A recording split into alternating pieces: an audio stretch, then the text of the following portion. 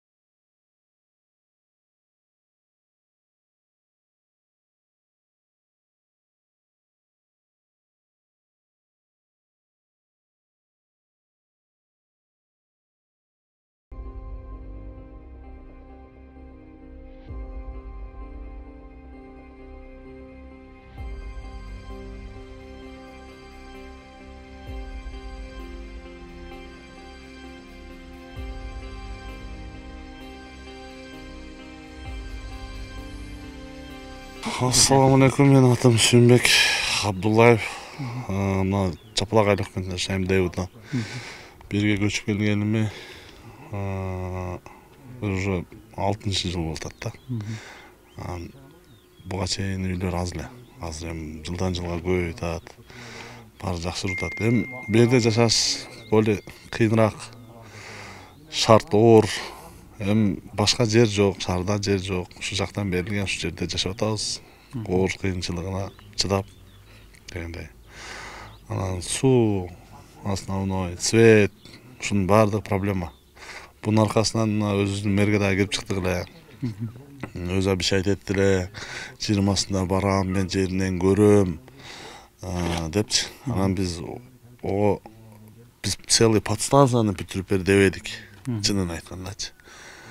Урматтуу мэр, биз сизден сураныңыз. Биз мисалы 4-5-6 сопка болсо мээрдечи. Адырлар да мында. Ар адырда 10-дон 15-тен 20дан үйлөр бар.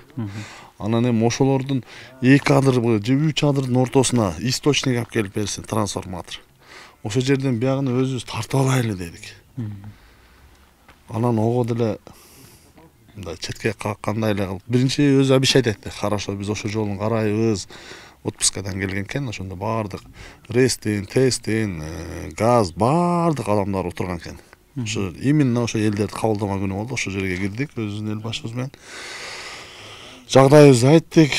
Болуптур деди, көкүрөктү чийди. Анан кийин Туран айыл өкмөтүнө карайбыз да биз. Туран айыл өкмөтүнө баргандан кийин ал жерде башка сөз болуп кетти. Ал жерде баардык переговорлор бүткөндөн кийин болуптур деп эшикке чыккандан кийин өзүбүздүн эле жарандар эми ичи күйгөнүнөн жүрөгүнөн айтат да. Эми ушуну карап бербесеңиз биз УКМКга кайрылайлы, президентке кайрылайлы деген ойлорду айтышкан экен. Нагла эле айтты. Колуңардан келгенин кылгыла деп. Эми биз жетим бала эмеспиз да. Биз кайсы айыл өкмөтүбүзгө карасак, ошол айыл өкмөткө барып кайрылышка милдеттүүбүз. Олар бизди караганга милдеттүү. Биздин энебиз деп ал эми ол. Туурабы? Анан кийин айырга барсаң, муну эми бергенсең, буну эми деп алдай берген дагы болбойт. Эми канчалык акча бөлүнгөнүн биз билбейбиз. Канчалык деңгээлде бүткөнүн деле билбейбиз. Анан эми азыр солнечный панель менен жашаш бул кандай десем, баягы кудулдар айткандай ачакей жумакей болуп атат. Чынын айткандачы. Мунаны тартып койгон. Канча бүттү буну? Буну азыр мына досконально айтып берип коеюн.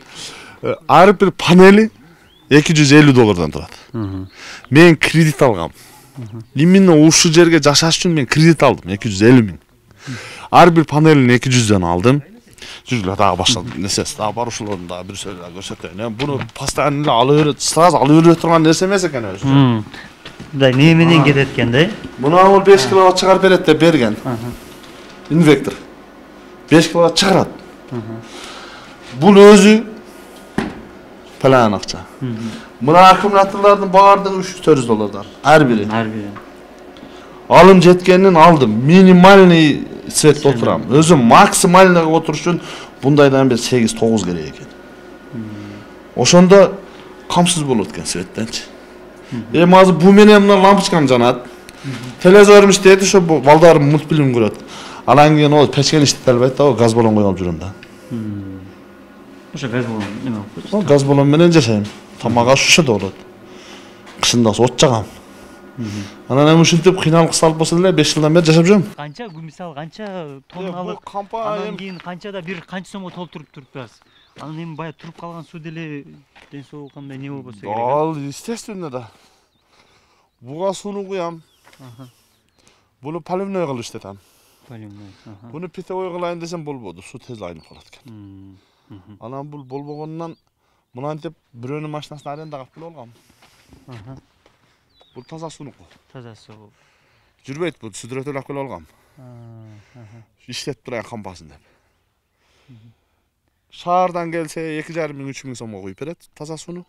Каналдан алса 2 миң сомго куюп берет. Каналдын суусу 15 күндө жараксыз болуп калат экен. А киргок жуугандан андай бошкага жамгырдын суусу чөбү, жөнөкөй суу чөбү. Ошодон пайдаланасыздар. Ошодон пайдаланабыз. Башка ындыгында айтканда ошол сөздү айтардан алдын биз барганбыз да. Бир 4-5 бардык.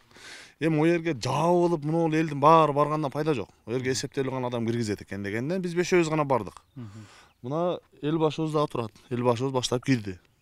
Жакшына түшүндүрүп айттык. Биз сизден чоң бир оны жердеги азыр сиздер тартып келген подстанцияны бүтүрүп бер деген жерибиз жок дедик. Бизге источник, оны завод турат. О раймиллиондуку дейби, кимдики дейт билбейм. Мунасы турат, дөңмөлөлүк депутаттык экен ол. Мына өзүбүздүн эле жапалактын тургуну ошол дагы. Ал эмне алды? Шагал завод. Шагал завод. Азыр жүр жакындатып көрсөтүп койсоң деле болот. Ошол заводдордон ал Мээрхан айылынын үстүнөн өкмөт өздөрү уруксат берип, столба мына биздин көчөбүздүн этегине чейин келген. Этегине чейин келип, трехфазка. Высоковольтный зым менен алып келип, заводдор иштеп атат. Аларга уруксатты берген. Эми алар деле расход кылып алып келсе керек. Бул эми өкмөттүн өзүнүн энергиясы унутпайбы? А биз ошодон өзүнүн энергиясынан анерге бир трансформатор, өдөрөккө бир трансформатор, наркетке бир трансформатор. Анан мен мына өзүм жакты эле айта бермейин, ошо подстанция тарапка да 2 трансформатор коюп берсе, эл светти алып өзүбүз тартып алабыз. Мына столбаларды мен өзүм койгом мыналарды. Мыналарды эл өкмөт койгон эмес. Мына 2 столбаны ушу аналардан свет алсак, ушулар уруксат берип калса деп коебуз деген үмүт менен барганбыз. Алар дагы бербей койду. Уруксат берген жок. Бирок өзүнүн энергиясын өздөрү решать эте албайт да буларчы. Бизге болгон ошо 6 кичинекей трансформатордон коюп берсе, мисалы. Эми ол подстанцияны жеп ичип жок болуп тур. Эми ага билбейм, өтө чоң үмүт керек да. Мен чындыгында ага үмүтүм деле жок да. Аны бүтүшүнөчү. Аны көрүп атасыз, Идирис дагы канча кууду. Ошонун канча иликтөөлөр болду, канчалык мисалы мэр өзү өткөн жылы мындай бир келип ушул жердин бир келечегине мындай кандай көзүң бир коммуналдык кызматтарга кандай баа берип атасыз? Өзүңүз жетеби? Мэр. Биз мына эл башы менен барганыбызда мен 20-сында барамын. Ушулай чечишке аракет кыламын. Мен өзүмдүн адамдарымды жөнөтөмүн. Жеринен көрөбүз деп. Мэр келип, ана текстилдин башында туруп тура. Ошол жерде турду да бияка түшүп бир карама алып койгон жок. Население бар да ошол жерге да. И то ондо дагы мына биздин өзүбүздүн эл башыбызга рахмат. Ушул бечара жүгүрөт. Ушул бечара айтат, дейт. Анан оптум чыгып алсаң айтат, кой, ызылдап баргандан пайда жок. 5-өбүз барайлы, 10-табыз барайлы ошол жерге. Бул 50-табыз барып мэриянын кайерine киребиз дейт. Шуну жакшына түшүндүрүп коелу дейт. Айтайлы дейли дейт. Анан эми бул бечаранын майласы кетти да. Анан сиздерди чакырдык. О мэрибиз обещать эткен көкүрөк чийген дагы кийин 15 күндөн кийин туранда чогулушпосо колуңардан келгенин кылгыла деп атат. Турабы? Анан эми ушул жерге 5 подстанция эмес, мындай трансформатор коюп бере албаса. Ал кандай мэр болду? Аманы баары ушунчалаган гектар жерлерди чекке берип кеткен. Ана до сих пор мына келатат, бүгүн дагы келатат. Мына жерде дагы бирөөсү чек салып атат. Үй салам туткандар көп. Ошол нерсени трансформаторду 10 жерге коюп берсе, рабочийинен болсо деле жаңысын дебейбиз. Ошону коюп берсе, бул ошо өзүбүздүн мэрибиздин жүзү го. Айтабыз да, ушул мэр коюп берген, анан жерде эч ким карабай койгон бизди. Ушул жерде эч ким свети жок, кыйналып ушинтип ар нерсе менен жашап жүргөнүбүздө, ушул мэр келип коюп берген деп айтып жүргөнгө жакшыбы тутунуп? Анан колуңан кел деген нерсени айтпай. Эми өзүбүздүн баягы таш ийибиз ону куунтук алат, буну куунтук алат. Ошол мэрлерди куунтукка калсын, элди карабаган адамдарды. Иши нормальный, адамдарды нормальный кабыл албаган шаардык өзүбүздүн президентибиз. Ошол бул дагы башка неде? Мына үйлөр, мына кошунам, папандан болот. Арканкы ham кошунам, папандан болот. Наркы Учардан болот, мына Расул деген укамкы. Наркы Данияр деген укамкы, мына Жапалак айыл өкмөттөн болот. Ушулар шам менен жашап, нерден болуп туруп анан кийин кетип калды кайрачы. Жадады буларчы. Чындыгын айтканда. Эми солнечный панель менен чагылдырыш керек дегениңде бунун аркасы, мунун аркасы. Чакса, пок, чынын айтканда. Кредитке алган муну. Алда жакшы көрбөйт экен го. Таксовать этем жүгүлү менен. Ушу менен төлөш керек буну. Ассаламу алейкум жамаат, кандайсыздар, жакшысыздарбы? Мен ушул жердин жители болом, ушул жердин тургуну. 2012-жылы жер алганбыз бу жерден. Ушу мамлекет тарабынан берилген жерлер.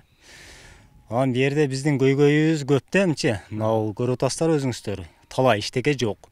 2012-жылы мына подстанция башталган. Башталып акча бөлүнүп мамлекеттен, аягына чыкпай калган.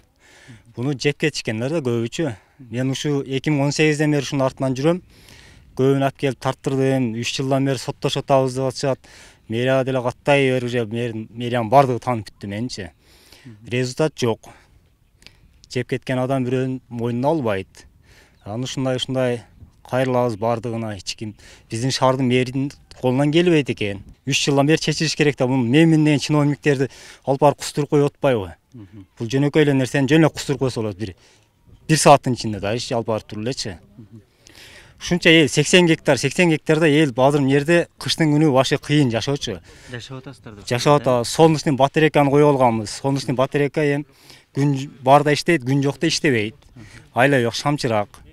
Эми кандайча айтсам, мурунку ата бабабыздын заманында жашайбыз да. Чын-чынына келгенде сууну ташып чыгабыз бияктан бир жумага бир баклашкалар менен сууга неме жүктөп алабыз. Подстанция негизи башталганда 2012-жылдан башталган да. Ошо мына оборудование немелерди полный Москвадан алып келген. Москвадан алып келип, нерде ушунчалык немелер жаткан, мына кор болуп дагы эле жатат. Бир аягына чыга турган бир пенде болбоду да бунучу. Мына вагондор деле каралбай кетти, канча нерселер бурак болуп кетти, мына чачылып жатат. Тоноолду да. Тоноолуп уже жок дем, талада ким тынбай карап турат буну. Нерде бирөө карап жашады, анын дагы айлыгын беришпеди, иштеке бербеди. Азыр өзү келди эле, өз иштери менен түшүп кетти. Ошо карап атат ошо аке, рахмат ушу.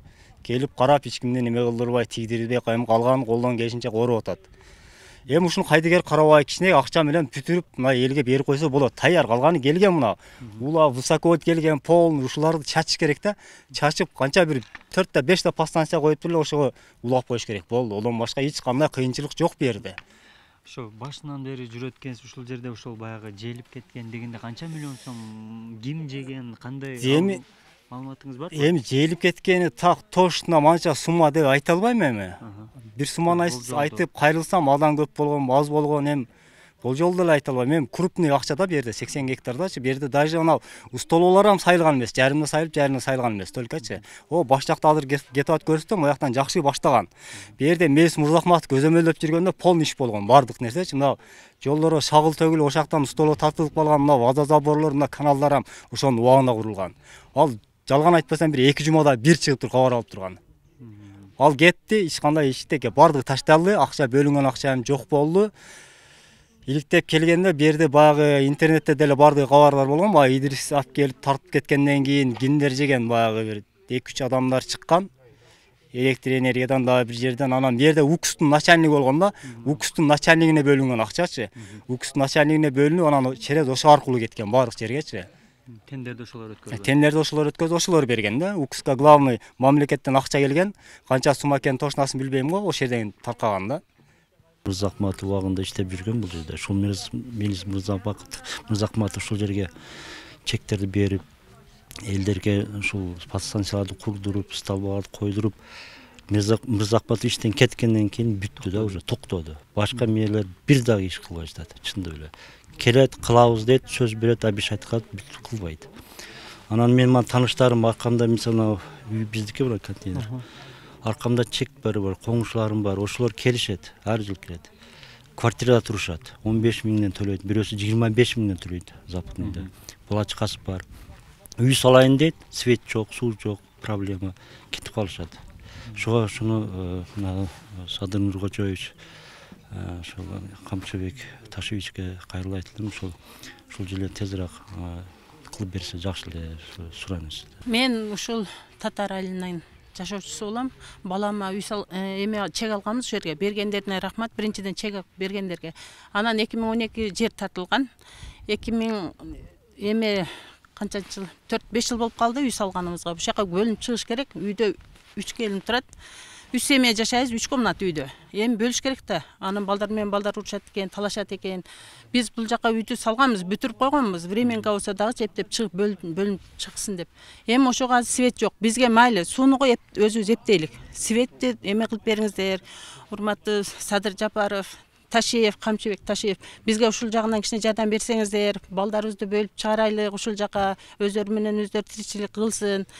Эми ушу силерден гана үмүтүбүз бар, ушу бизге жардам берет деп. Анан мэрия жактан бизге эчтеке чечилген жок. Жок, результат болгон жок. Ошондо дагы биз барганбыз, мэрияга эч кандай неме результат болгон жок. Бул жерге акча бөлүнгөн экен, кайсыл жака кеткени эмеси жок, дайны жок. Анан биз горсотко дагы кайрылып көрдүк. Ушул жерди акчасын жегендерди бизге эме кылып берсин, балдарыбыз ушул жерге барып жашасын деп горсотко чейин бардык. Ол жерде деле эчтеке чечилген жок. Мындай толк жок да кыскасы. Ошон үчүн сизден суранарыбыз, Камчыбек Ташиев, ушул биз үчүн кичине жардам берсеңиздер, ушу балдарыбызды ушул жака чыгарып жашатайлык. Эми дом алганга биздин кудуретибиз жетпейт. Ушул жер үйдө балдарыбыз чоңойсо деп тилек кылабыз. Ушундай жардам бергиле силерден сурайбыз. Негизи биз ушул жака үй салабыз деп көчүп келгенбиз да. Анан бирок өтө кыйын экен. Жашоо шарт жок, свет жок, суу жок. Мен адамдарды да көрүп, бардык адамдар өзүмдү кандай көрсөм ушундай көрүп кабыл алыптан, бирок өтө кыйналып атышат да. Бүт эле карапайым элдер. Бочкада банда суу ташып келишет, кудук казышып, свет жок, жалаң движок менен үй салып атышат да. Аябай ушу жерге келип үй салган адамдарды көрсө болот да, өтө кыйын да жашоочу. Анан ушунчалык эми жерде үй салганга планга жер бөлүп бергенден кийин анан бул жагында бизге турлап берсе болмок да. Свет болбосо иш жашоо жок экен да. Биз ушуну абдан түшүнүп атабыз да. Канча жыл бул жашаганыңыз? Жашаганыма өзү 3 жылдан бери жашайбыз да. Кыйналып кеттик. Аябай кыйналып кеттик. Свет жок жашап жүрдүк да.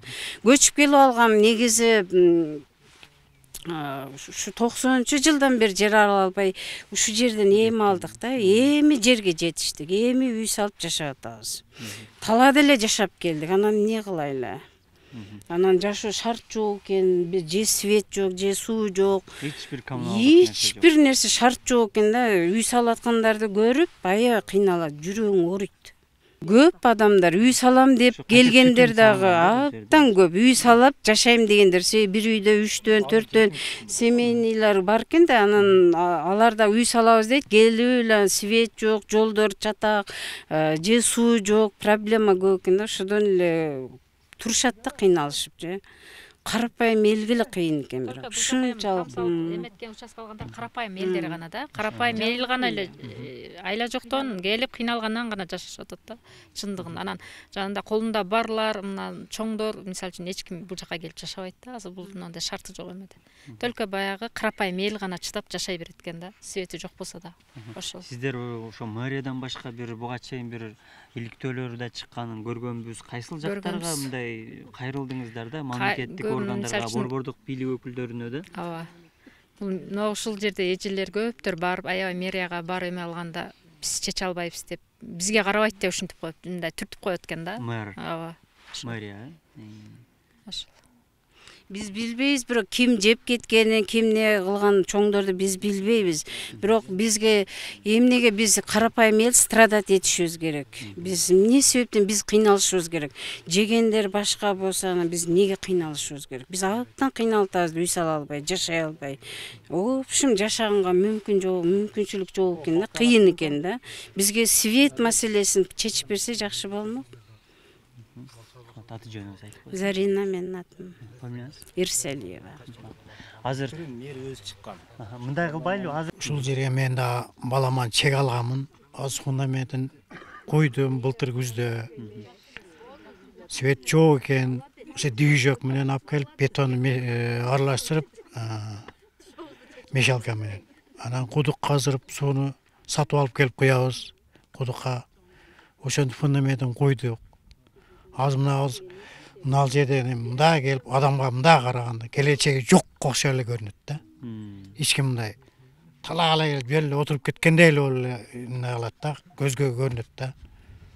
Анан кийин машина жок болсо жөө келип кетишке туура келет бул адырга. Кеминде мына айылдан чыккандан, машинадан түшкөндөн жарым сааттан ашык жөө жүрүш керек мисалы. Анан машинаң бар болсо эптеп келип кетесиң. Сүдүрөлүп. Турмуш ушу, мына элдер барды. Үй курайлы дейт, жашайбыз дейт. Жок, айрыкча азыр свет. Эң кеңириси биринчи очередте свет керек азыр. Сууну эптем кудук казып, кудукка суу куйдуруп, анан ошодон иштетебиз. Ошодон ичебиз. Ошол биздин жашообуз азыр. Ошого бизге ушул жерге келип, биринчи очередте ошо светти карап берсеңиздер, мүмкүн болсо. Мэрден дайын жок. Мэрдин эми чөнтөгүнө сурап атабы же. Ошондой. Бүт карапайым эл жашайт бу жерде. Байлар жок бу жерде. Бүт. Эптеп-септеп жүргөндөр ошол. Участоктун ээсимин мен. Интернеттен көрсөң, интернет маалыматын карасаң, адамдар жаңы конуштар, суу, жол сурап атат. Биз азырынча жол суудан үмүт эле кылбайбыз. Бизге эң керектүү болгон свет маселесин чечип берсе. Бул жердечи канчалаган адамдар азыр таштап коюп квартирада жүрөт. Биз мындай социалдык абалы төмөндөгү адамдарбыз. Эгер социалдык абалыбыз орто же жогору болгондо домдо жашамакпыз да бизчи баарыбыз биригипчи. Азыр жайында келебиз, ушул жергечи. Жайында келебиз, кышында кайра бар квартирага. Бул оңой нерсе эмес.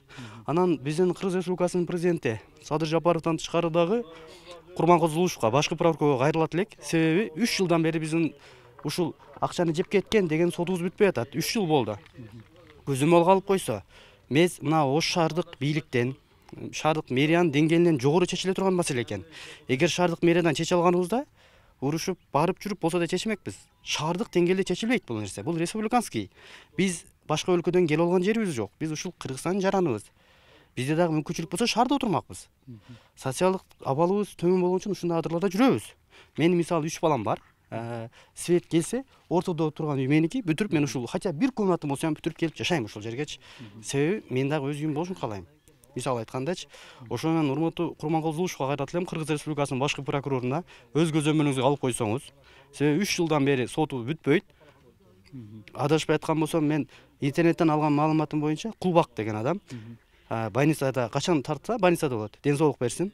Аллахым өмүрүнө береке берсин, хидаят берсин өзүнө. Ушул маселени чечип, свет тартып берип койсо. Интернетте карасаң, биз суу менен жолду сурабайбыз пока.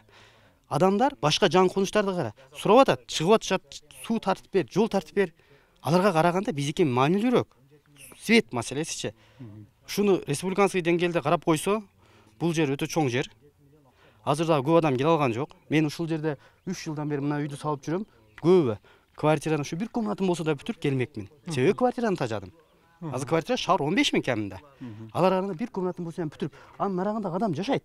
Занятыйлар тартып турат, ошол адам жашайт. Себеби андагы 7-8 жыл өмүрү квартирада өткөн. Себеби билет, бир комната бүтүрүп жашайт, ол движок коет. Кечке мал движок жандырат 2 саатка. Болду, тамак ашын кылып свет өчүп, болду, кайда жатып алышат движокто өчүрүп. Данияр деген ошол менен тең бала. 3 баласы бар. Ушуну өлкө жетекчилерине кайрылып өтөт элек. Кудайга шүгүр, өлкөбүз өнүгүп атат. Ошо өнүгүп аткандардын бир катарында, бир бурчунда ушул Кеңсай жан конушунда карап койсо, канчалаган адамдарга жакшы болмок. Кимдир бирөөнүн квартирасында эмес, бир комната болсо дагы өз үйүң өлөң төшөгүң, өз үйүндө жашамак. Бул жер өзү трансляция болуп берилгенде 2012 жылы 80 гектар жер берилген да. Берилгенден азыр данный момент жашай турган ушул жерде 70 түтүн да. Эми көпчүлүгү жаш семьялар бөлүнүп чыгып, келип эптеп жашап жүрүшүп, кышында ата-энесинкине барышат. Ата-энесинкине барып жашап, мындай күн жылганда келишет. Жашоо тиричилик кыйын буякта. Биз мэрияга кайрылып жүрүп, мэрди 2 жолу алып келдим. Былтыр 5 майдан алып келдим. Идристи алып келип тарттырдым. Көп мээнет кылдык бердичи, айылдын. Былтыр алып келип эч результат чыкпады. Анан кечеде январда дагы барды, кабылламасына кабыл алды. Январдын 20-сында бияка жөнөттүр, ошо электродончу. Аларды алып келип нерди полный көрсөттүм, чыгарып беришти. Так, расход ушу жерге свет болуш үчүн, свет бардыгына жетиш үчүн 15 миллион 516 миң сом болот экен. Бул эми бул мамлекет үчүн мындай аз эле акча да, булчу ушунча карапайым калктын тагдырын жөн эле чечип коет да бул акча мененчи. Bundan көп акчаларды кустуруп атпайбы? Буну жөн эле алып туруп биз ушу болсо дейт, биз светти кылып беребиз дейт. Эмесин электро чыгарып кетет. Электр энергияны полный чыгарып берет ушу Кеңсай боюнча. Азыр башка маселени айтпай эле коелу эми, суу боюнча, жол боюнча биринчи очередь ушу электр энергия экен да. Жарык болбосо жашоо кыйын экен бу жердечи. Мына 3 жыл, 4 жылдан бери жүрөбүз. Барбаган жер калбады. Кайерге кайрылдыңыз деп, унутуп калдык 3 жылдан беричи, көрүнгөнгө кайрыла берипчи. Айланып келип оны айтат, ого рас мына толтура паракма. Бардык ушу өзүм жазып, өзүм кайрылып жүргөндөр. Ар бир экземплярын алып койгон, бирден өздөрүндө бар. Барды кагаздын. Не болушту билбей калдык. Президентке барайлы десек, президентке алыбыз жетпейт экен. Өткөндө камчек ташип келди, кара сууга барып топтолобуз, кара сууга барабыз дедик, андай болбой калды. Өзүнө угузайлы деп. Ушуга бир чара колдонуп берип, ушу чечип берсеңиздер, өтө көп соопту калат деңиздер. Ушу жарык маселеси боюнча жана Орозонун күнүнө тим бойлу чечилип калса, вообще катта сооп болот. Ушунча элге. Барып келдиңиз бе? Азыр биздин акыркы чечим эмне кылайын энди? Барбайлы коеюнбу? Жок, кантип чечейин? Чечип беребиз. Свет жокто көбөйөт. Чечип бересиз. Саат чыгыптыр, алдым бак. Сиз барбаңыз, светти сез алып барып бизге. Свет жоктон пайдасы бар экен. Эгерде ушул чогулганыбызда дагы чечилбей турган болсо, биз мына жакын ортодо, мына бир 15-20 күндүн ичинде, эгер ушундай чечилип башка маселе болбой турган болсо, президентке мына чоң жигит мына каалаган жагы бар. Ошо кайрыла турган болсо ошончо ачык айтып бересиз. Ошо туруңар.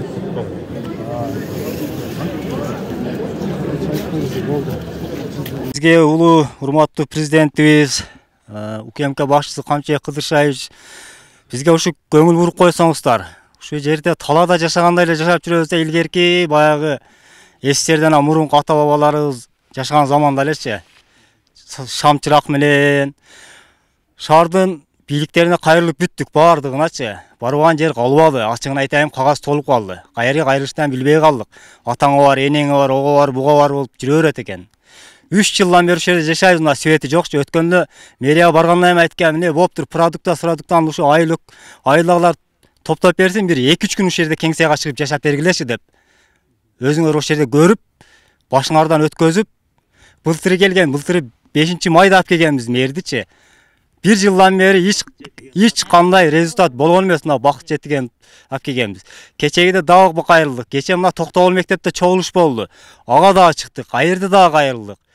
Жок дейт. Бул кандай эми? Бул мэр дегенден кийин бул эми шаардын, мына Ош шаарын бир мындай башкарып турган президенти да. Бардык рычаг ушунун колунда. Андай болуш керек дегенде болуш керек да ал нерсечи. Жок ушуну.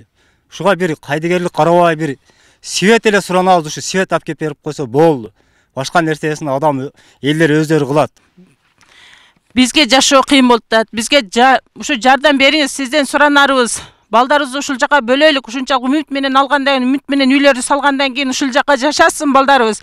Биз кайсы домго барып жашайбыз, кайсы жерге жашайбыз, ушул жерге бизге жардам бериңиз. Суранабыз сизден.